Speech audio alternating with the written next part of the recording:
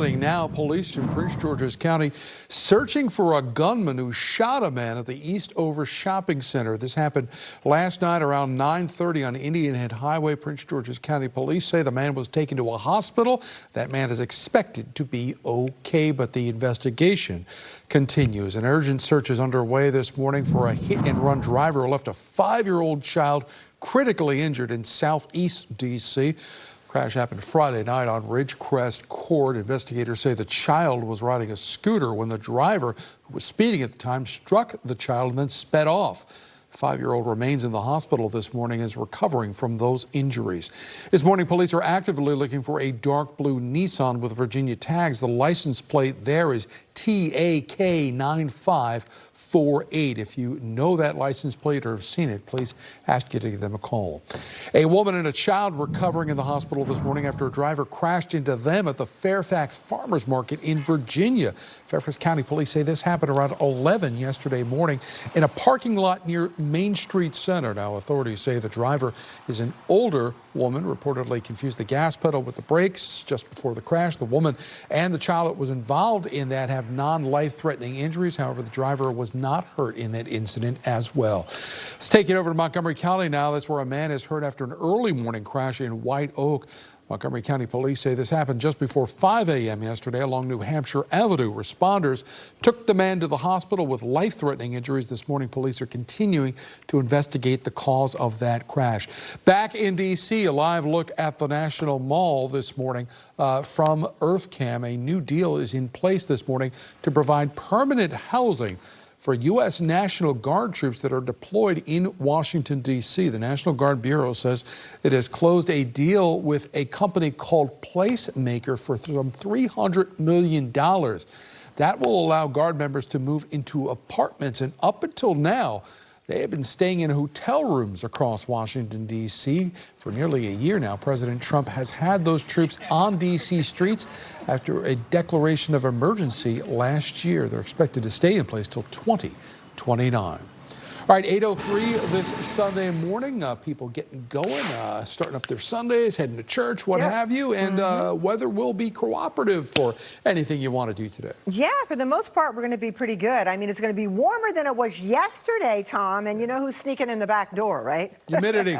That unwanted house guest is trying to make a comeback, and that is what's going to happen, especially into the week. Now, today you'll feel it just a little bit more than yesterday, and it is going to be a warmer day as well. But also, eyes to the skies later could get a rumble of thunder or two popping up. Ridge of high pressure, large and in charge for us, so we will have some sunshine as we get into the day. If you're heading out the door this hour, though, a mixture of sun and clouds, 72 degrees. The winds are very light, coming in from the south at about 5 miles an hour, and not dealing with a lot of humidity right now. That's going to happen by this afternoon. So visibility finally improved for Culpeper. They were down to 0 just a while ago, so I'm happy to say that with some patchy fog. 67 at Martinsburg this hour, 70 at Dulles, Manassas, 72 at Quantico, 67 at Westminster, Leonardtown at 69, and 73 degrees for Annapolis. Here's a look at your planner for the day. We'll get plenty of sunshine you'll get to enjoy before we see the clouds rolling in, and chance of a rumble of thunder this evening and into tonight, so keep that in mind. And as we take a look at your highs for today, we're looking about the low to mid 80s, I want to say. 86 in the city, the same at Manassas, 84 at Dulles, 85 at Fredericksburg, a warm 87 for Culpeper though, and 85 at Frederick. So once again, a chance of maybe an isolated storm or two. Not everybody will see it, so not a total washout by any means, but definitely keep your eyes to the sky as we get ready to head into the later part of the day. Tom? All right, thank you very much, Gwen. You can download our free Fox Local app. All the weather anywhere you are. Just scan that QR code on your screen. New this morning, investigators in Charles County are looking into what caused a fire in a garage in La Plata.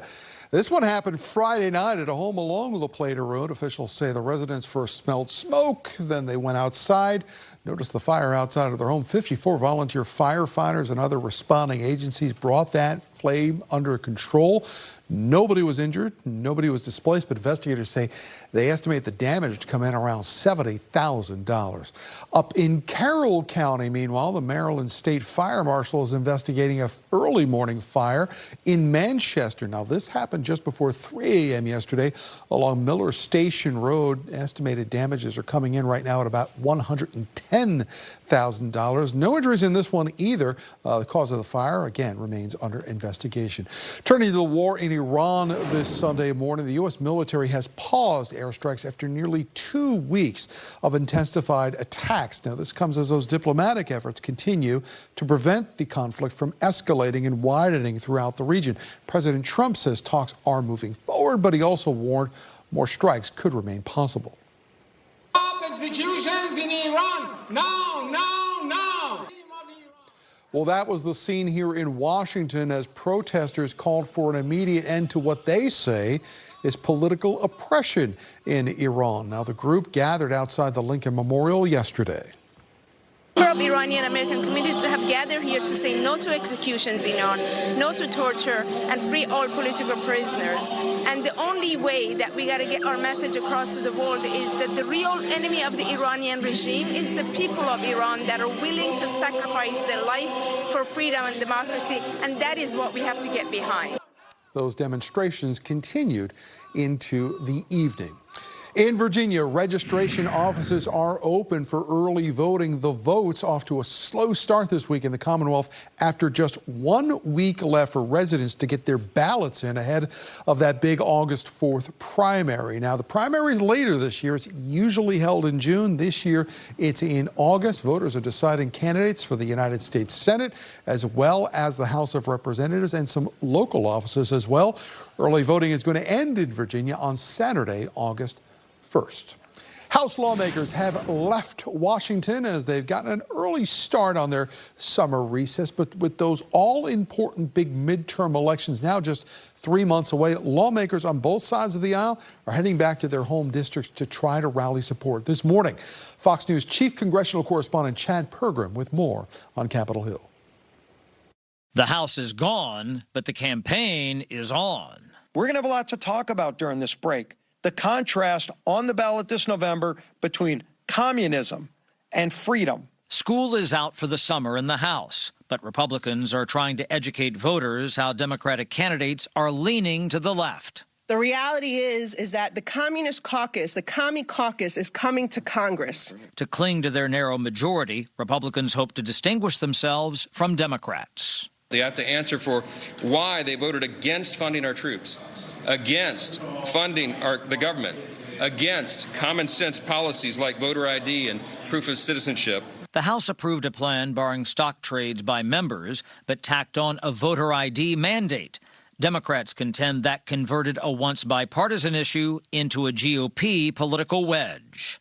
I proudly voted no because we are not going to sabotage mail-in voting in this country, and we're not going to fall for kind of their bait-and-switch tactic here. Democrats are campaigning on affordability. Prices are up over 25 cents a gallon, over $4 a gallon in my region. The conflict in Iran presents Democrats with a political opening. Will Democrats recalibrate their message on Iran? Will we see ads on Iran going into the midterms? We don't have to recalibrate our message. We've been opposed to Donald Trump's reckless and costly war of choice in the Middle East from the very beginning. In the 2006 midterms, Democrats flipped control of Congress by campaigning on ending the war in Iraq. It worked, but when asked how Democrats would end fighting in Iran, Jeffries replied, quote, "We've got to figure that out." On Capitol Hill, Chad Pergram, Fox News. All right, happening today, students and community members across D.C. are gathering at the Mahatma Gandhi Memorial in D.C. for a solidarity with youth protesters in India. Now, these demonstrations are going to kick off, we're told, at 5 p.m. directly across from the Indian Embassy in Northwest. on Massachusetts Avenue. This comes just days after Prime Minister Modi's comments on exam fraud overseas, which prompted renewed tear gas clashes and the removal of the movement's 22 million followers on social media. Now, D.C. is now joining other cities around the world like London and Berlin in this global wave of support for those efforts. Today's events, we're told, will feature advocates, student voices, and local musicians as well.